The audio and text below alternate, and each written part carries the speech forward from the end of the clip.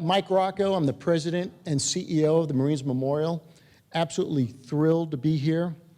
For those of you who don't know, we are called the Marines Memorial, but we are a veterans nonprofit, 501c319, and we serve all veterans communities, all active duty and all veterans and their families. So thank you for showing up tonight.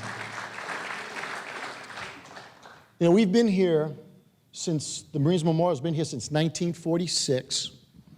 The building, when you look at this room, for those of you who haven't been around, and if you haven't been in this building, please feel free after this to walk around. The building is almost 100 years old. It's been here since 1926. It really is absolutely special place, and we're thrilled to have you all here, and the support. But you showing up supports us in our veterans endeavors in our 501c3. Our mission is to educate, commemorate, and serve. We have authors that come and speak. We have General Neller. We have service chiefs and key figures. But I can't tell you the excitement of having this group here. And it really is all thanks to a few people. I first want to recognize Mike Cerre. He's a board member. Round of applause. Him and his wife Jen are here tonight, but Mike won't tell you. He's pretty humble. He's a award winner, Emmy winner, award winner, and he's just a fantastic journalist. He's also a board member here at the Marines Memorial. We also have Lucas Babbitt with us, who's also a board member, and he's a former Navy pilot and friends with the folks that are here. But I'd like to round of applause to Mike and Lucas for their support.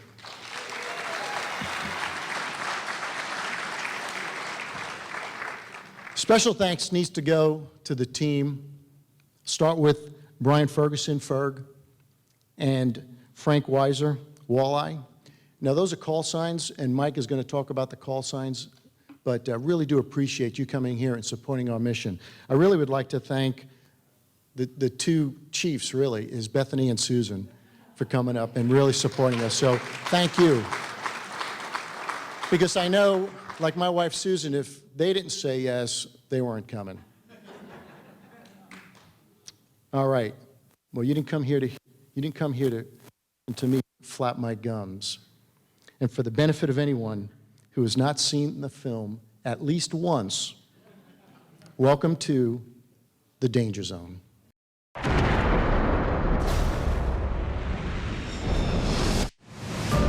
In Top Gun Maverick, you're going to see real actors in the cockpit and the full capability of the airplane when you're watching the movie. When you get up there, you have a new respect for fighter pilots. There's nothing like it. That's a kill.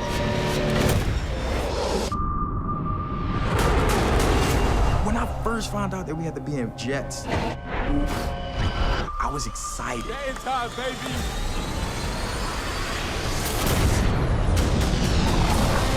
I didn't expect anything less because it's Tom Cruise. He does all of his stunts, so I expected us to have to do it too. But when it became real, I'm like, oh, I don't want to do this anymore. Oh, okay. One of my favorite analogies that some of the Top Gun pilots have, it's like being strapped on to a dragon.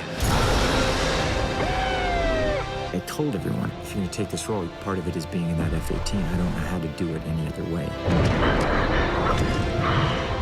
Being in an F-18 is unreal. There's going to be a lot of stuff that people see and go, no way they really did that. And we really did that. Tom said, I need this to happen at 30 feet above the ground. He was doing 480 knots, basically a 500-mile-an-hour race car.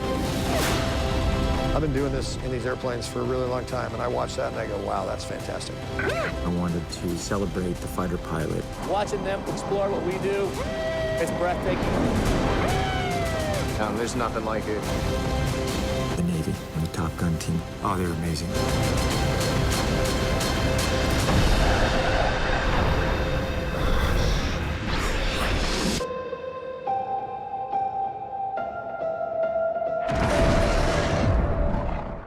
Please welcome the real naval aviators that made all that possible.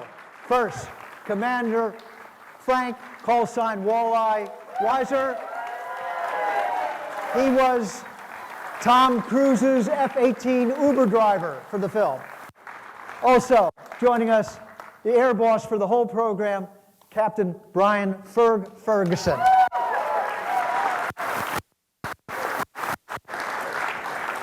Gentlemen, thank you for being here. This is a big night. People have seen the film and want to know how it was done. Getting the permission from the military to do all those things. Ferg, you being the air boss, who initiated who? When Paramount said we want to do a film, who'd they have to convince? Everybody. It was a piece of cake, and it didn't take very long. Paramount came to the Navy multiple times over decades, literally. I remember in Fallon in 2012, Tom Cruise, Jerry Bruckheimer brought their airplanes out, and we're looking around and trying to site survey, and then the film got put on hold and ultimately came back with a resurgence about 3 or 4 years after we started, and it was a huge conglomeration of Department of Defense, the Department of the Navy, Paramount, investors, David Ellison at work. I mean, a million moving parts, quite literally. But you guys keep saying the real driving force was Tom Gunn, not just as the star of the show, but the prime mover of the project. Is that correct? Absolutely, yeah. He was massively involved, producer. He was the, what would you call it, the driving force, for lack of a better term, but he was the creative and the instinctive urge behind the whole thing, and to make it perfect. We didn't do anything that he didn't think was perfect, which means we did everything 25 times. Okay, every actor and every director says, I really want to make it real. He's a pilot.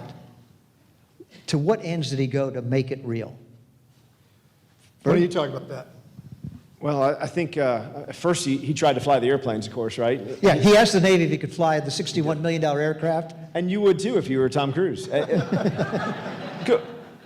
They won't say yes if you don't ask, of course, but he's also an experienced pilot, so I think anybody who flies airplanes would have at least asked.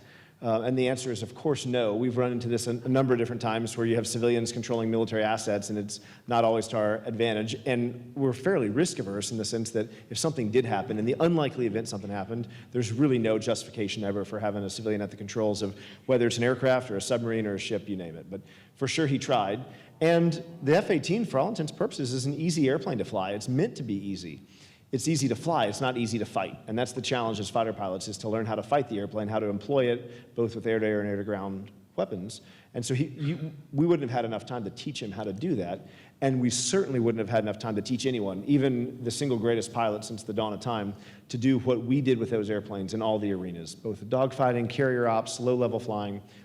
We don't have a single pilot in the Navy who could have really done that all to the degree that Ferg wanted it done safely and professionally, who could cover all those bases. So Ferg, you had the dubious task of being the referee between the Navy and Paramount, trying to make both sides happy. It's called an air boss, but let me show you a clip here first, and then we'll talk about what an air boss does. What the hell? Good morning, aviators. This is your captain speaking. But now here's the real captain, Captain Brian Ferguson, Delta Airlines. I know that guy. So if you hear that, if you get on a plane and they say, today's mission, we're going dogfighting, he's not joking around. But so tell me about what you do now and how you got drafted back into the film. Oh, so as you said, I'm a pilot for Delta Airlines now. At the time, I was coming out of a big job working for a 2-star. My wife, Susan, was very supportive, but I think she's kind of tired of me being gone all the time with the boss. And this opportunity came up, and the 3-star said, hey, I'd like you to just give them a couple months, get them on their feet, make sure nothing bad's going to happen. And I didn't really want to do it, and they kind of talked me into it, which turned out to be a great thing. It was a wonderful experience. That said, it was much longer than 4 months. Well, I just did stuff with Paramount this morning, so it's been about 5 years now in this 4-month tour. They were a little elusive about that part. And I stopped getting paid 4 years ago for that stuff. However, this scene here, for example, was fascinating. I spent a year with the guy who made a movie that, I'm going to speak for you, got us into naval aviation. I mean, we were in high school or college or whatever, 1986, and we watched this movie and went, that's it, that's what I'm doing. Which was surreal the first time I met Tom in Lemoore. And I'm wearing that. And he's wearing the Maverick, essentially the same uniform, the Top Gun patch, the captain, the 06 rank. And I said, I'm standing here dressed the same as you. Well, mine's real, by the way. Because you made a movie. I might not have said that, but the inner monologue was going. I said, because you made a movie 36 years ago that inspired an entire generation of my peers and colleagues that came and decided that we want to do this, and we did.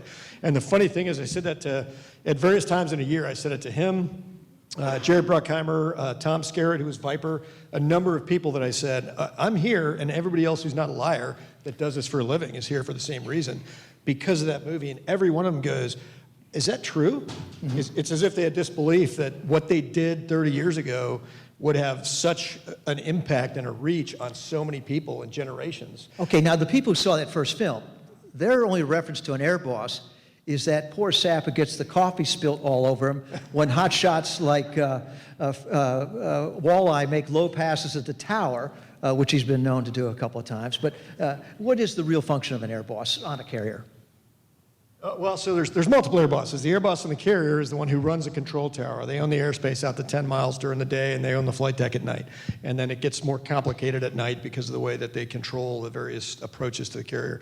Then there's the air boss, which is the 3-star who controls all of naval aviation. He's responsible for the bases, the 12 carriers, all the aviators. And then there was my version of the air boss, which is kind of in between, and I just made sure that we didn't wreck any airplanes or make the Navy look bad. Well, as the air boss for the film, you quickly identified a need you had. You needed someone who could fly very, very well, very, very low, and knew something about the entertainment business. That is true. Case in point.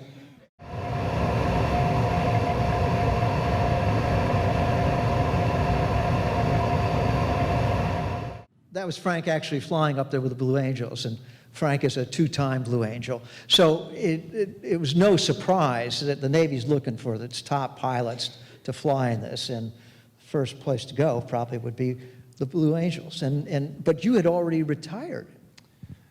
Well, I was done with the Blue Angels. I hadn't retired from the military. I was still active duty. But what I had moved on to is, having finished my 5th season flying air shows, I was one of the officers in charge of moving us to this new airplane, which was the Super Hornet, because the Blue Angels had flown the Legacy, the older F-18, for, at that point, 30-plus years.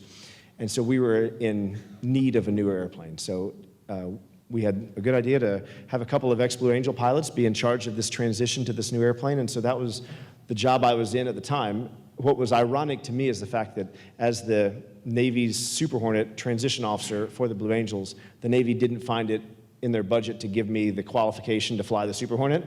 I was just supposed to fly the simulator to help us transition, and then the minute the movie thing happened, I was qualified the next week, as it turned out. So we can see where our priorities are. I was up to Virginia Beach for the 5 hours of flight time. Well, he's a great pilot, but we hear you're afraid of heights, as you'll see the way he flies. This is Frank, the way he likes to fly.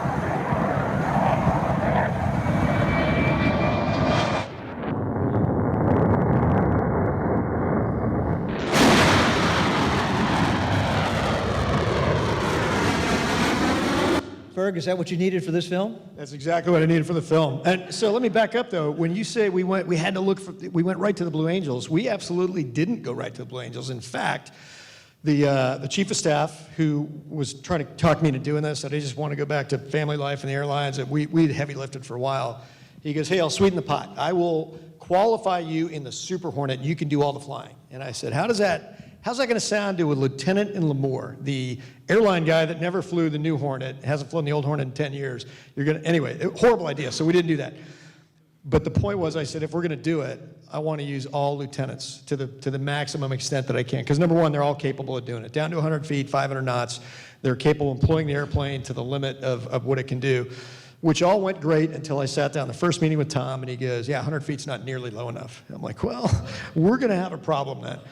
So I pitched that to the 3-star, and he said, get out of my office. We're not going below 100 feet. That's ridiculous.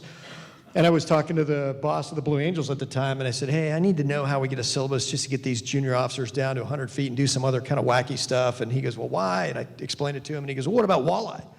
And I go, what's a Walleye? And he goes, well, Walleye's the guy that's doing the super transition, and he's got more time down low than I think probably anybody in the world, right? So if you watch one of the shows, he's one of the solo pilots that does the low pass over Crissy Field and aquatic park right on the water. Right. So I went back to the air boss and I said, I think I have an elegant solution for you, which is to use the most experienced guy on the planet down below 50 feet, really, doing the you see sneak passes. I've seen some that we can't show here that are lower than that and spectacular. And the air boss bought off on it. So that's where we got to Walleye, who was an 05 at the time, was not my demographic. My demographic was junior officers because we wanted morale and a retention thing. We also wanted to strategically message, wink, wink, to, let's say, everyone who will watch the movie everywhere, that the average fleet lieutenant can do all these things. And they could have done what you did, but the safety factor that would have been added by you doing it that's how I had to get to yes, and that's how I had to sell the boss on it. So we have a new Maverick, new Captain Pete Mitchell, also Walleye. So he gets the front seat for some of these flights. But the real trick to the film was they wanted to train the actors to go up in the planes, because one of the big distinctions of this film is there's very little, if any, computer graphics in it. Those are real flight scenes, real planes flying between each other, over each other, and doing everything. And the only way they could do it was to get the actors up in the plane. And that's kind of hard to fake, right? You know, and you can't just, it's not a walk in the park. And so we'll give you an idea of what they went through. We are cleared into the area. Verify cameras are on. All right, here we go. 3, 2, 1. Here comes some G's. There's 5 G's. 6 G's. 7 G's.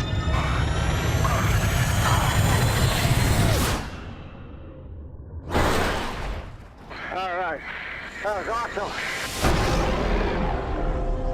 I wasn't ready to make a sequel until we had a special story worthy of a sequel, and until technology evolved so we could delve deeper into the experience of a fighter pilot. The first movie became something that changed a generation. So this is exciting to come back and get in those jets again. We worked with the Navy and the Top Gun school to formulate how to shoot it practically. Because if we're going to do it, we're going to fly in the F-18s. The aviation sequences had to be real. So our actors went through 3 months of grueling training. The Navy says if you eject, you have to be able to survive in the water. So we had to go through that challenging underwater program. It's intense. You're flipped inverted, and you're having to try and get out. From there, Tom designed this all-encompassing aviation training for all the actors. I started them out in a single-engine airplane to build up their spatial awareness inside the aircraft. Oh, wow. That's amazing! Oh, my God! Next, we took them to the L-39, and they went and flew aerobatics to feel what it's like in a jet. Get some speed. Wow. From there, they'd graduate to the F-18 Super Hornet and actually launching off an aircraft carrier. That's what I'm talking about. The actors also had to learn how to run the cameras, because when they're up in the jet, they have to direct themselves, essentially. Okay, I'm rolling. I had to really teach them cinematography and the lighting so that they understood what's gonna look good on camera. Gun angle's great. Everybody thought it would be impossible for actors to really be in the jets. But that's the gift that Tom gave us, that by the time we got up there, we could handle it. Definitely the most amazing thing I've ever done. All the training, 100% prepared us. I'm very proud of what we all accomplished. Each one of them are extraordinary. It still blows my mind that we've done this. There's nothing like it.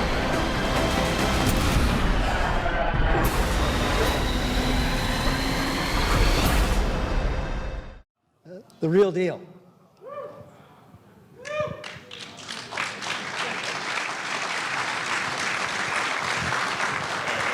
And for all our aviation vets out there, like Larry Howell, who remembers the Delbert Dunker, you went through that, right, Larry? We know how horrifying that is, and that those actors were really willing to do that. Can you even tell us, did anyone say, no, I'm not going to do it, I'm not going to take the part, I don't want to do that? No, everybody did it. There was one person, I'm not going to say who it was, he was a fairly senior member of the cast, that said, you know, I did this 36 years ago.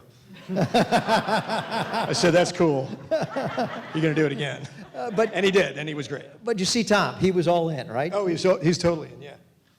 All right. Meet your Uber driver. So what was your first encounter with Mr. Cruz? We had set up a flight. I don't think I was scheduled to fly with him. He had flown with a number of the other junior officers, like Ferg was alluding to. But as I understood it, and Ferg had called me after we had filmed a lot of the scenes, and he said, Tom just is desiring to fly with you having flown that low scene. And so I came out to Fallon. Yeah, I was in Fallon at the time, because we did it in a number of different spots. And he just hopped in the back seat for kind of a familiarization ride so we could go down and just fly together. But I felt like we had, as far as an aviation crew, good chemistry, and we enjoyed flying together. And then that sort of spiraled into a variety of other scenes that we filmed throughout that week and the following week. Could you identify his flying chops right off the bat? His flying shots? Chops. I mean, chops. Yeah, definitely. I mean, only because, so the things you notice with other pilots is situational awareness, is what your air sense is. And that's to the point of putting them through all that training that you just showed the video on, is the idea that sometimes when you get, for anyone who's ever been skydiving or been in a small airplane that they're controlling, you have this, I'd call it sensory overload, for maybe lack of a better term, or you can be overwhelmed by events. And the idea is that your brain can't comprehend the speeds you're going at or the altitudes you're at. It's not computing right, so people can just go brain dead sometimes. And it happens to new pilots when they're learning to fly. They're so overwhelmed with just making the airplane go left and right, they lose the ability to talk, as dumb as that sounds. And they'll know what they're supposed to say, that they're a beam gear, they intend to land, and they can't form the words because they're just overwhelmed. And that happens to new pilots, but it certainly can happen to an actor and there's no way they could, as they said, control the cameras or get their lines out if they're just overwhelmed. So it was a pretty ingenious plan on their end to start them in something small and work up with this air sense and this awareness. In Tom's case, he's been flying for so long, and I believe from the conversations he and I had, it was to some degree, if not totally, that first movie that sort of catapulted him into his love for aviation. But by the time we were flying together, he had flown a number of different airplanes. And we were sharing stories about the airplane that we own where we live. He had the same one when he was in Europe filming movies in the 80s and 90s, and he flew it all over Europe. It was his kind of personal taxi cab around there. And then he had moved up to different airplanes, and by the time we were filming this, he owned a Gulfstream and a Honda Jet and had a P-51, and he's just a very capable pilot. And it makes it really easy if you're flying with him because they're good. He was good in the jet. He had good awareness. Certainly when we're doing all the administrative portions of taking off, landing, coming to and from, if you're flying with a pilot, they know when to be quiet. Mm-hmm. And they understand that, hey, he's working up front, we'll talk when it's time. And so that made it really nice. Well, it also made it easier for me that he knew enough. He didn't know the F-18, he didn't know the Navy pilot, the junior Navy pilots, but he respected that I knew. So when he would want to do some insane, crazy thing, I go, we're not going to do that. And that was it. Generally, he would, well, why? And because he's a why guy. He wants to know exactly why we can't do something or how we're going to do it. But the fact that he had the experience, because if it had just been, pick any actor of his horsepower, because he's a guy that gets to yes just because of who he is. He commands a certain amount of authority in his industry. If you pick somebody that didn't have, I think, his experience, and he's probably scared himself a few times at P-51, some things like that. If you just took somebody who had never been around airplanes, that had his level of authority in the business, and came to me and said, hey, we're going to do this. And I go, no, we're not. Which is actually how I started. And I got Jerry Bruckheimer pulled me aside and he goes, you're right, but delivery's a thing, and maybe you should. And it was funny. It was a funny, fatherly moment with the great Jerry Bruckheimer, the biggest producer in Hollywood. He puts his arm around me, delivery matters. And I'm like, you're absolutely right. So then we got along much better after that. So now how does the Air Boss respond to Jerry Bruckheimer, the ultra producer, and Tom Cruise when they say Lawrence of Arabia shot? That's the first thing he said on day one. He goes, I need to see the Lawrence of Arabia, the dot that turns into the camel, that turns into the guy. And I'm like, well, that wouldn't work because you'd have to be at 30 feet. And he goes, I don't think you'd have to be that high. And I went, okay. So there's a problem here. And we went back and forth on this for several months, and it was a thing. Okay, so you told the Admiral, I got an idea here. We'll get Walleye, and he already knows how to fly real low and fast, but just to make sure, what'd they have you do, Walleye, to make sure? It sounds like a little simulator limbo you had to go through. We did, yeah. Actually, one of the things I'm most proud about this film is how much effort went into every single scene and everything you see on camera, that it wasn't just thrown together at the last minute, that it was really briefed. And Ferg and I were preparing for that Lawrence of Arabia scene for 6 months or more before we flew it. I mean, we were talking in the late summer of 18, and I think we flew that in probably March or April. I mean, it was a long time. And so prior to that, the benefit of my job as the transition officer in the Super Hornet is I had access to the best engineers the Navy has and the best simulators the Navy has. And so I was able to go into a simulator in Pax River, Maryland, where our test base is, and he gave me the coordinate for where he thought would film it, and I flew over the exact same spot over and over again with the spring on that we'll talk about in a little bit, and with the exact lines and the right weather. We could set the density altitude. The airplane functioned exactly like it did in real life. So I could come to him and say, I know this is a high-risk photo event, but we could not have done any more to mitigate all of the risks that are out there. So you borrowed a chapter from the Blue Angels and the spring. You got a $60 million aircraft, and you got duct tape on the stick. What's going on here? Yeah, we do. We do some, we kind of rig these things up in a goofy manner when we take all these old F-18s. We take a lot of duct tape and we wrap it around that stick.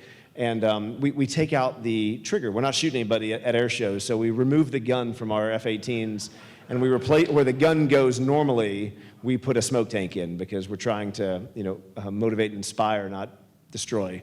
And then once the trigger's gone, it actually can rub your hand raw. You're gripping the stick so tight in close formation, so we wrap it in duct tape to give it, you have a better control on that stick. That's among other things we do in that airplane. And I don't know is this the one with the spring, or is that the next picture? No, it's on the right side. I think. Can you point it out? Is it okay, on the yep. right side? Gotcha. So if you see just to the left of the stick, there is a spring. And what the spring does for us in the Blue Angels, it's actually just a tiny little handle, and it pulls out of the floorboard, basically. And it is as basic as a process gets, where it's on 4 springs, just like you'd have for a chest expander if you're working out with Arnold in 1970. But it's coming out of the floorboard, and it hooks on a little bitty grommet. And what it does is it just pulls the stick forward with 40 pounds of pressure. And the reason we do it is because it gives us an incredible amount of control in the airplane when we're flying close to one another. With the idea being that the F-18 is a magnificent airplane, but it still struggles with a bit of a null zone or a dead zone, just like your car. If you're in a Lamborghini, you have control throughout the whole range of motion. If you're in a pickup truck, you could move the wheel, and it doesn't necessarily move every time you give it an input. The Hornet, the stick, you might make a tiny little movement, and the airplane doesn't move. But once you put the spring on, you don't even have to move it. You just think about it, and it moves with you. The challenge, though, is that it's really heavy, and so now you're in what amounts to about a 40-pound curl for the entire flight. And if you're sitting wrong, if you're sitting in the airplane like you'd sit in a car, and your arm is out like this, it's just too hard on your skeleton, your structure, your muscles. So we would bring the rudder pedals all the way forward, and normally you'd put the rudder pedals, they can move forward and backward. You want them just set so that you have full range of motion with your legs, but we would bring them all the way forward so you're flying like this with your knees in your chest, because you'd rest your right arm and you have a good lever, and then you're not having to use your entire back or your bicep, you're just able to move your wrist, and it becomes more of a forearm workout. And so you fly in this goofy position, but it gives you incredible control, so much so that most of us, we insist on it. And so one of the first conversations we had about flying down low is, we have to have the spring. And that was actually one of the ways we got it, for the air boss of the Navy, the 3-star, to approve it all, was we're going to make this identical to what I had flown in the Sneak Pass over San Francisco, over Miramar for all those years. If we just take out all the variables, make it the same, it's as safe as it gets. So we put that spring in there for the first time ever in a Super Hornet. At that altitude, at that speed, a centimeter movement on the stick, what happens? It's crazy. When you're down low, and actually the scene you have up now, the low transition, this is one that number 6 does in the air show, and you stay right over the runway at taxi height. And so you're picturing you're doing 300 to 400 miles an hour, and you have this 40-pound pull to stay level. And you could relax the stick half an ounce, and within a second, less than a second, a quarter of a second, you're in the ground. So it's a lot of physical focus, but it's also a lot of mental focus too. And so you have to, we do it a lot at higher altitudes, you slowly work your way down, but it gives you total control, but it takes a lot. You're not thinking about anything else at that moment. And this is not a one-shot deal. This is a movie. Take 2, take 3. So you had to do this on 19. Take 19. And 20 on the day 20. that he destroyed the building with me in front of it. So here's what it looked like. Maverick to range control. 1.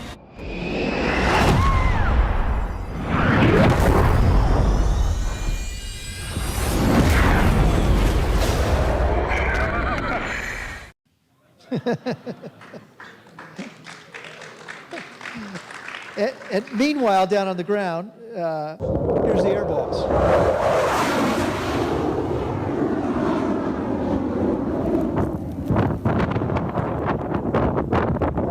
That's pretty awesome. That was pretty badass. Thanks, Walleye.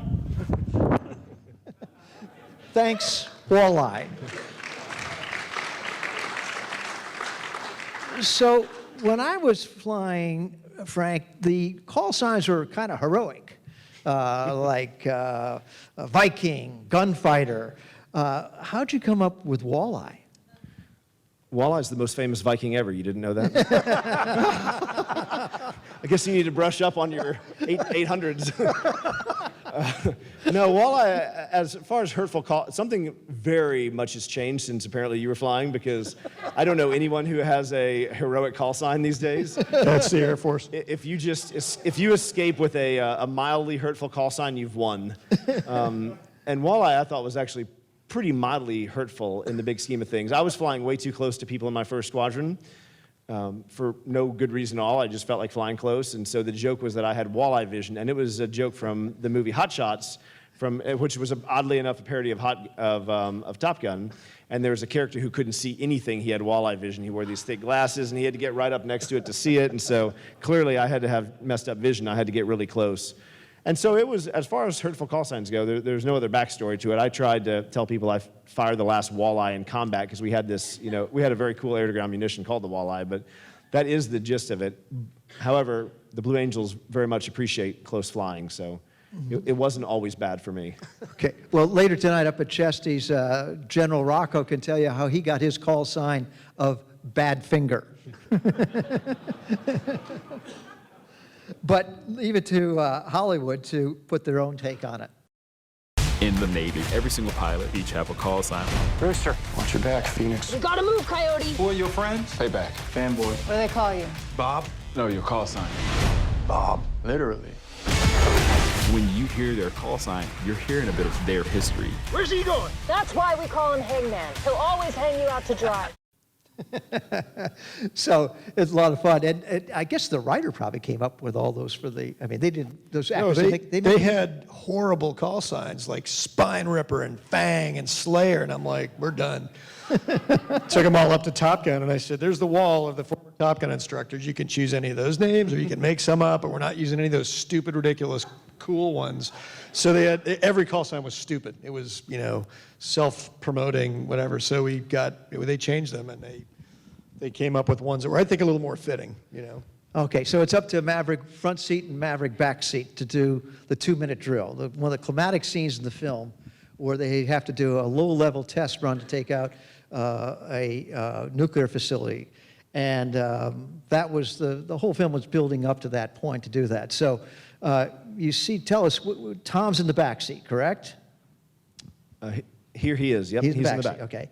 And he's all ready to fly, but yours truly in the front seat with the same helmet. But you told me that when you first got on the set, you were kind of surprised because they sent you to the makeup department. Now, you got a helmet on, you're going to wear an oxygen mask and a visor. Why'd you have to go to the makeup department? I'll tell you, they go to incredible lengths to make it accurate. And I would have, having not been a Hollywood aficionado in the past, wouldn't have appreciated the fact that some people will do things like you've just done and zoom in on one thing to try to find any inconsistencies in the movie and what's going on.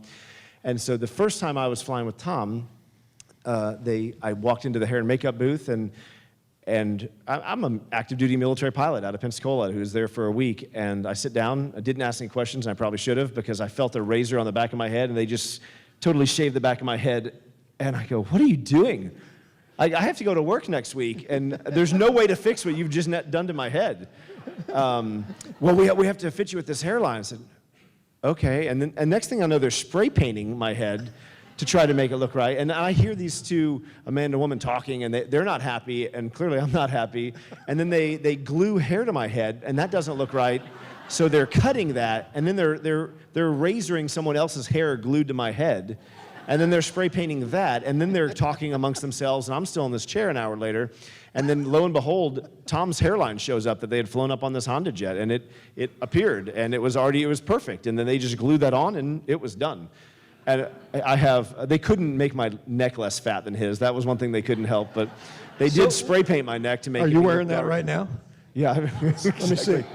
Oh, that looks good. That's good on you, though. That's Tom Cruise. We'd recognize him from anywhere, right? I mean, the worst part about it was not just sitting in that booth for so long before every flight. It was the fact that if you were flying twice that day, you had to keep it on all day. And so you're walking around, your head has been shaved almost up to the crown of your head, and you have this really ridiculous dark black hair glued to, and everyone knows. I felt like I was, the curtains open at school and you're naked and you're standing there and you don't know what to do. And you just feel like that all day long. It was horrible. I'm surprised you didn't get another call sign out of that. Yeah, no doubt. But here it was. It was very important because this is really one of the climatic scenes in the film. And I'm going to ask Frank and Ferg to talk us through it because it is breathtaking, it is terrifying, and it is totally real. This is about 80 miles east of Fallon, Nevada, in an area called Toyama. And we were doing a low-level route that I had first flown with one of the other actors. They said, feel free to fly up high and get used to it. And then once we had flown up high, it was a real benefit to me before we went down low. And then Tom and I did this, I don't know, a dozen times or more. And he was comfortable with me just working it down. But by the time we got one of the runs we were both pleased with, we were really, really low. Is he talking to you at all at this point? No, he wasn't talking. He wanted me just to say left or right because he wanted it to look as reasonable, as legitimate as possible. So he wanted me to tell him which direction we were turning. But as you watch it, if Ferg and I were doing this low level together, especially for a low altitude ingress, we would stay wings level as long as we could. There would be no reason to be in these turns. You'd stay wings level, you wouldn't maneuver, and then you would turn at the last possible second. But we were in 6 or 7 G left and right turns constantly because it looks more dramatic for the camera. A little bit like the first movie, they're dogfighting doing aileron rolls, which is not relevant at all. You'd never do that, but it looks cool on film. And so that scene looks a lot cooler when we're in a constant turn or when we're maneuvering to the degree that we were. And so we're low over these mountains, but we weren't level. We were just in a 10-degree right turn, 10-degree left turn, constantly. And then pulling the G's on that scene when he's got to climb out of the valley. Yeah, we did it. We did the whole time. I mean, Tom and I, for the flights we did together, we were on what we'd call the G limiter. Whatever the airplane will give you, we were taking, and which is generally 7 to 7.5 Gs, depending on your fuel. And at that point, did you ever look back in the mirror and see how he was doing? No, actually, it's funny. On the Blue Angels, I could do that. I'd watch people in my rear view mirrors, but they had so many cameras back there, I could never see the actor in the back. So you only know if they're grunting or squeezing. If you hear someone get quiet, then they're taking a cat nap. So better not to hear anything. That's remarkable. I mean,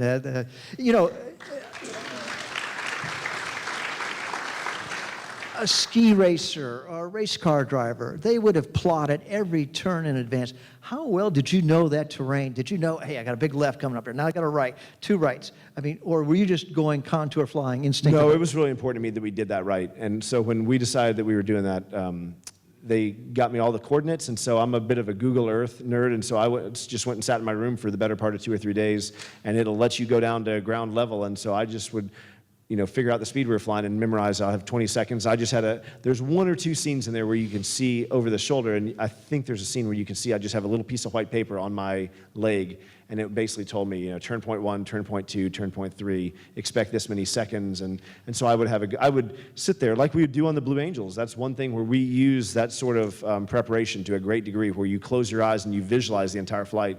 I very much visually flew that canyon for the days leading up to the runs we did. Let's flash back to 1986, the first film. Where were you guys?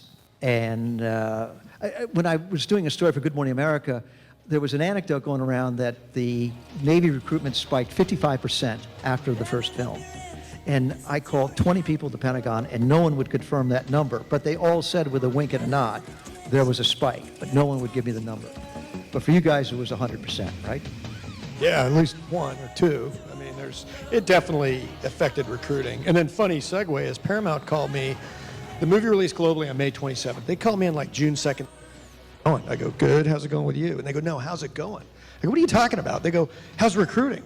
The movie's been out for 5 days. I don't know, call me in a year. Like they think that we track the metrics to the day. Like what about now? How many, it was silly that they probably do track stuff like that, but we don't. It's gonna have I'm sure it's gonna have a dramatic effect because how can you watch that or the new one and not be, how can you not want to champion that and go do that? It's fascinating, it's amazing stuff. It's a sport of kings. Where were you, Frank? High school? No, I was 8, and I watched it right when it came out with a friend and his dad, and we went and I remember how excited the dad was to see it. I think he was more excited than the 8-year-old kids. But yeah, what I really like about the first one, and I think we talked about this during the Good Morning America bit, was that so many of the people I've flown with, and so many of the really incredible Navy pilots that I've learned from, and more importantly to me, on some really scary nights over Afghanistan or Iraq when things weren't going well or where we had really challenging scenarios, some of the people I flew with when I was very confident in their abilities or them being there with me had joined the Navy and flown because of Top Gun. And so that's really cool to me that we have this movie that inspires really incredible human beings who then were great pilots, who then made everybody around them better. And so, and truly joined because of that movie. They had no intention of doing it, saw the movie, and then off they go. And then here they are 20 or 30 years later being the most highly trained, incredible aviators in really challenging situations. This being the most difficult recruiting year in the history of the military, recruiting's way down. You were telling me even to Annapolis, 50% of people normally applying for Annapolis. The Navy sure could use a boost. All the services could get a boost. Have you heard, even anecdotally, since we never got the figures last time, do you think there's more talk, more buzz about the military, and this is going to work out for the Navy and all these service branches? I'm confident it will, absolutely. I think people are going to go, we're going to have these young men and women who might want to be chemical engineers or doctors or whatever, and they're going to be smart, courageous, patriotic, and they're going to have some sense of adventure, but they have some course that they're on. They're going to watch this and do like with us. They're going to go, wait a minute. That's because we haven't had a movie like this in, 36 years. So there have been other, there's Iron Eagle and a bunch of kind of cartoony type aviation military movies. Flight of the Intruder was it was before that. I think it was 84 or something like that. So it's been a long time since we've had a movie that's about stuff like this, and B, that's so visceral and wonderfully shot, and real, all the stuff you did that we had done that was not CGI. And then frankly, there's an aspect of it that it was not an apologetic, politically correct, woke, et cetera, et cetera, et cetera. All the things that we're kind of getting bogged down with, where we're like, well, you can't, say this because we'll feel bad and somebody will be mad, and all these things that we walk on eggshells. This movie's about America and victory in combat. Somebody out there somewhere is going to go, America, fighter pilot, sign me up, let's go. And we were having this discussion at dinner last night. How many do we need for this to pay off for the Navy? One. We need one person because it didn't cost us anything. They paid exorbitant amounts of money, to be exact, $13,166.15 an hour for the Super Hornet, which I thought the 15 cents was kind of funny. And the producer, I'd given these bills for tens of millions of dollars. And he goes, and it ends at 15 cents. And I'm like, Tommy, it's the treasurer. You got to pay the 15 cents. And they would. But they paid for everything because you can't have the taxpayers taking the burden because there was no guaranteed return on investment. However, if we get one young man or woman to sign up, we have actually had a 100% return on our investment, assuming they're not horrible, but I'm sure they're going to be great. But if we get one person to sign up, I think it's going to be, I think by next year, the recruiters are going to be turning people away. And funny segue, I've never seen it. I think I saw it once. Sue and I have been to all the premieres and rollouts and the private screenings. So we see it in a different venue like this, where they don't do ads and trailers and stuff. Tom does his little thing in the beginning and they play the movie. But I'm told that in a regular theater, it starts with an Air Force commercial. And it's an Air Force F-35 thing. And I get all these phone calls. Hey, Ferg, are you mad that the Air Force is doing it? And I'm like, no, everybody should have a backup plan. So they should go watch the awesome Navy movie. And if you're in the Air Force and you're in here, this is going to hurt. But This is the ad, the best guerrilla marketing I've seen all year long. Oh, I actually didn't know he was going to do this. And because the one statistic that did come up from the first film was that 33% of the audience couldn't tell the difference between a Navy pilot and an Air Force pilot. Yeah. And some Air Force guy remembered that. And so when they came up to bid for the advertising spot before the film, the Air Force jumped. Brilliant. And it's an awesome commercial. It's really cool. Yeah. But it's going to take some people that go do that, and then, frankly, golf courses, and they don't live on ships, and they got a pretty good deal going. So, not a bad plan overall. But I think it's going to be great for all services, and I don't even mean aviators. We're going to recruit Master Chiefs. We're going to recruit submarine drivers. We're going to recruit Army tank drivers, like you name it. Back to the America Victory in Combat. People are going to watch this and go, that's whatever that thing is, that organization, that whole family. That's awesome. I want to be a part of that. Yeah, that looks pretty good. But the real life is multiple deployments: Afghanistan, Iraq. It used to be, 4 to 6 month deployments. Now it's 8 to 12 month deployments. Frank, the average guy in the fleet now, how many deployments in his career is he likely to see if he's doing a 3-year hitch? Oh, gosh, if you're saying staying in through 20 or 30 years? Yeah. I mean, on average, they're going to do 2. 8 or 9. Yeah. 8 or 9 I mean, deployments. you're going to spend a lot of your life at sea. Okay. But it has gotten better. I mean, all of us look back at whoever's behind us and say, oh, they have it so easy nowadays. They have high-speed Wi-Fi on the aircraft carrier on some of them. Yeah. That's a vacation. That's not a deployment. That's garbage. Well, it's not a vacation for the air boss, your wife Bethany, right. back there having to be flight controller of those kids. I mean, she's got to take over for 6, 8 months while you're gone. So it's a real burden on the family. It is a burden. And, one of the challenges on the aircraft carrier is just lack of communication, right? And so you have, even as you get more and more senior, you have somewhat better communication, but ultimately it's email. And you could write an email, but we'd have, even as a 04 on the aircraft carrier, you'd have an hour of internet a day. So you'd send your emails, but they wouldn't go until your hour kicked in, and then you'd download everything. And so it was somewhat limited in that regard. But if anything happened on the carrier, if there's a mishap, you name it, they can, one push of a button, and it goes River City, and the whole carrier shuts down. And you could be in the middle of a conveation, and they don't hear from you for days or weeks. Yeah, so Ferg, you came up with a nice workaround for your son's birthday there. A good way to communicate. Kind of parenting by remote. Yeah. Yeah. So, but you guys have to improvise, right? You have to get creative. Yep. But, back to the point about the spouse thing. How many military spouses out here? I'm assuming the majority of the audience, right, of the... Okay, 2, anyway. 3, 4. So that's the hard part is, people join, they're young and not thinking about that, but as you go through the multiple deployments, and it's not the deployment, the 8 months at sea, it's actually, I think, the stuff leading up to it, the workups, the going to Fallon, the going to sea, the coming, the going, the packing up, that's almost harder because it's this sense of like, oh, you're leaving again, you're back, versus, hey, I'll be home in 9 months. To the military spouses and the kids, the dependents, they got an infinitely harder job. When we go out and we drop bombs, and it's like you're working all the time, and you come back. And they and now Sue watched it on TV, the first combat deployment. She's watching Fox News, and I remember she said something to me. It's Mert Fox is giving an interview in the hangar bay, and we got a strike going. We hit this big target up north, and they're coming back now, and the other guys are getting ready to go back to the same place. And I walk back behind the camera in the frame, and she was like, oh, I just saw this thing about you going, off to, on the next strike, and why am I watching this live? And I'm thinking, why did he just say that we're going back to the place that they just came from? Because, they've got TV too. So if they're watching Fox, you just told them we're coming. Well, let's get back to the Hollywood and the glitter. So there was some good stuff here that was kind of fun. After 2.5 years of waiting, you guys can't say anything to anybody about what was going on. There comes the premieres, the world premieres all around. And I know you signed non-disclosure agreements and whatever. Was it hard kind of keeping the secret that you couldn't say, Yeah, piece of cake. Piece of cake, yeah. I mean, what would you tell people? Say, well, is it any good? I feel the need for speed. What were the lines or what? I just said I think you're going to be pleasantly surprised, and that's all I can say. Is what I would tell people. And Susan got a little benefit there. Get on the red carpet there in Hollywood. How many premieres did you go to? I think 9 or something. Well, premieres and private screenings, total non-public things, 9 or 10, something like that. Quite a few. We know when to go get popcorn, I'll say that much. I happened to meet Frank when we were doing the story for Good Morning America on Memorial Day weekend. And I know you did the Grumman's Theater and on the Midway and all this stuff. But I got to tell you, I think the Weisser family had the best premiere of Top Gun anywhere in the world. And this is in Clayton, Georgia, at the local drive-in.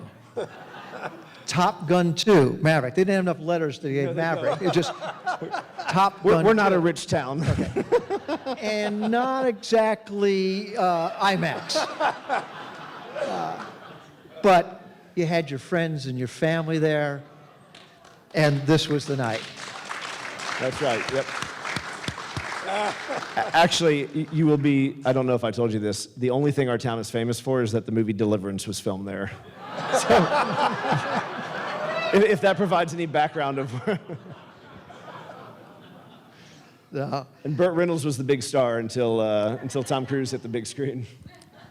So, Ferg, it's a great highlight for your family. Here you probably talk about it, but probably they got the biggest kick of seeing you in the film.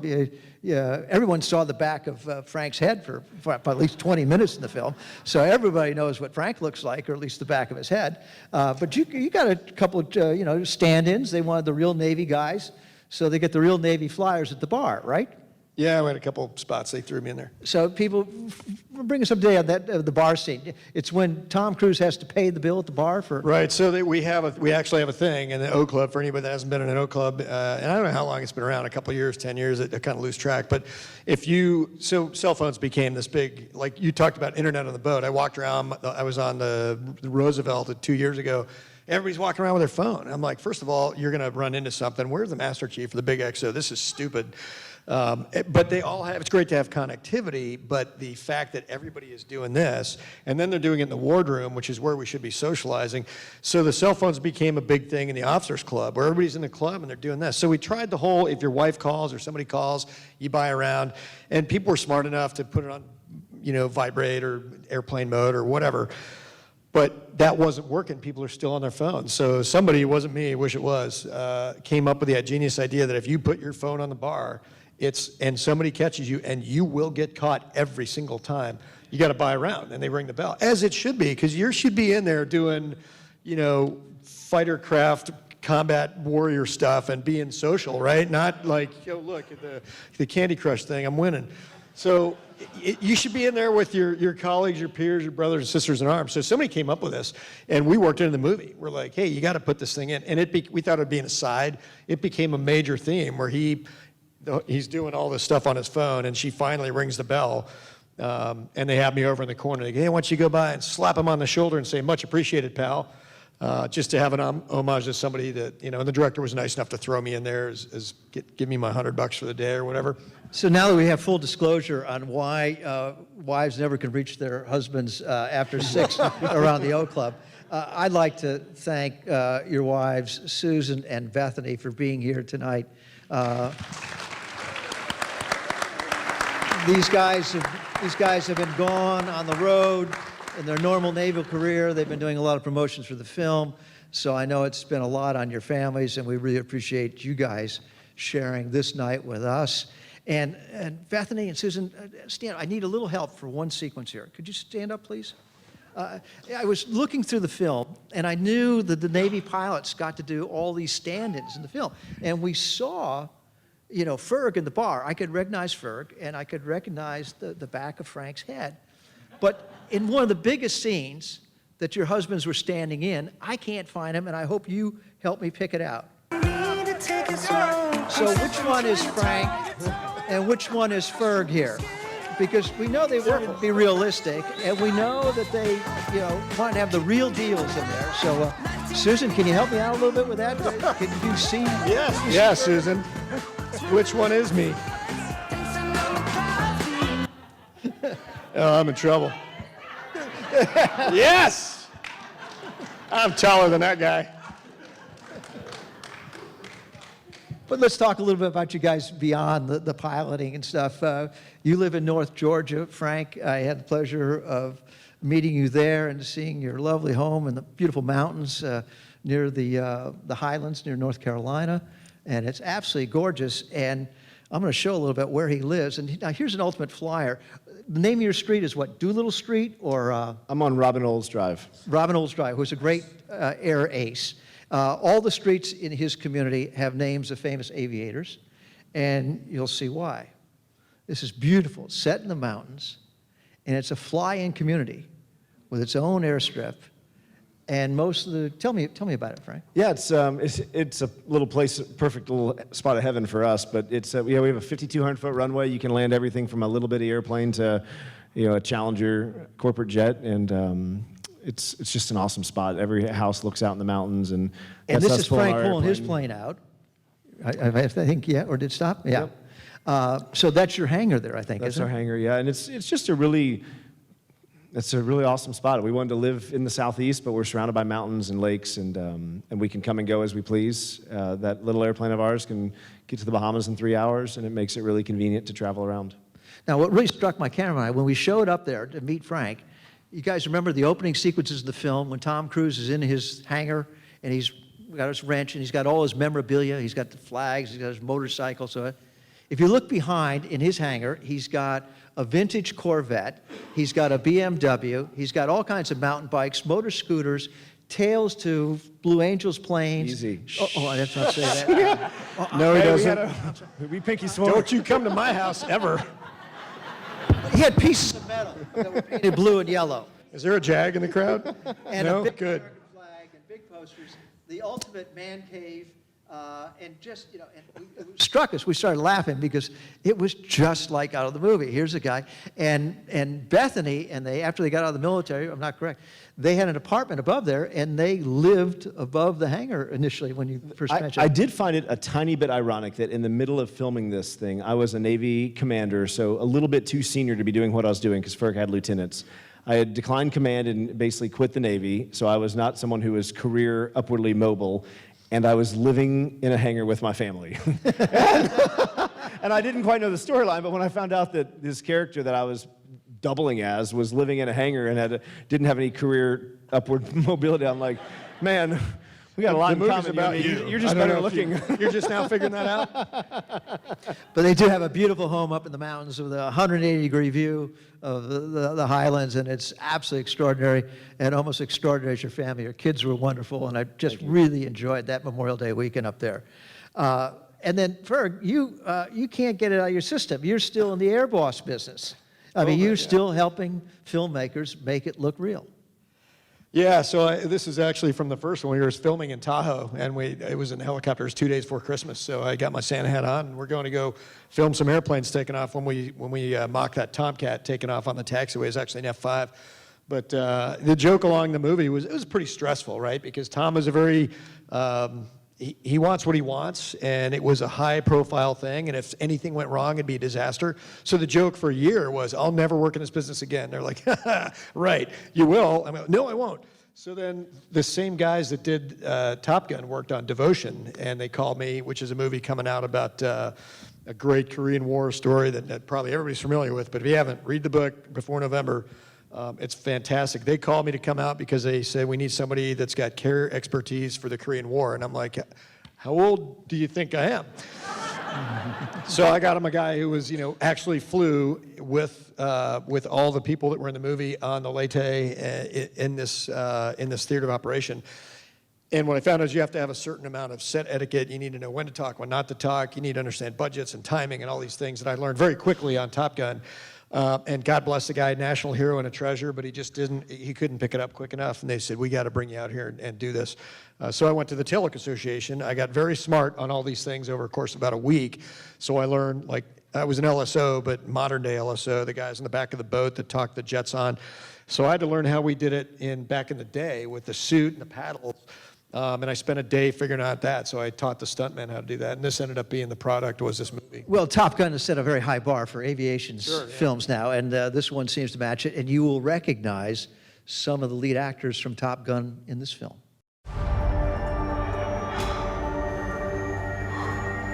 You shouldn't even be flying.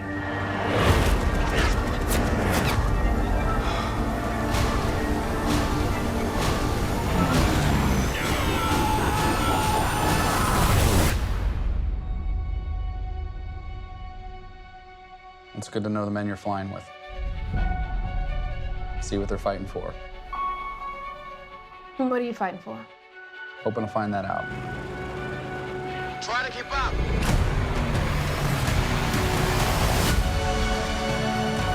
This is war. and we're up. Can't tell you how many times people have told me to give up, quit, die even. That's why you can't always do what you're told. If I did,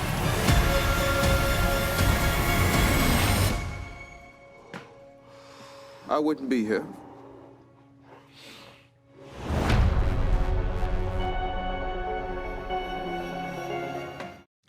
And stay tuned with the Marines Memorial. We're talking with Sony, and we may have a few tickets to that film about the second week of November. So stay tuned. We're working with them and would love to do something for all our Korean War veterans who are members of the club and associated members. But guys, Ferg and Frank, Walleye, thank you for sharing your time with us. Thanks for getting us out of our COVID caves and back into the theater. And most importantly, thank you for your incredible service due to your incredible skills with an aircraft. Thank you very much. Thank you. Thanks.